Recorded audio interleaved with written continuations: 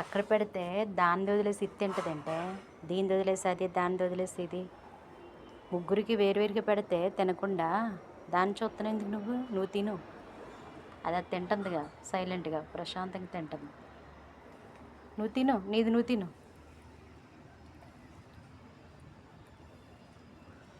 లడ్డు లడ్డు లడ్డు తిను తిను. ఇక భయం ఎక్కువ. తినవే అంటే అటు ఇటు చూస్తున్నావు.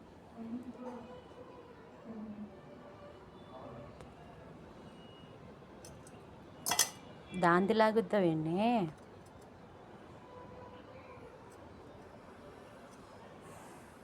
పాపం లడ్డు కూడా తినకుండా చూస్తున్నాడు.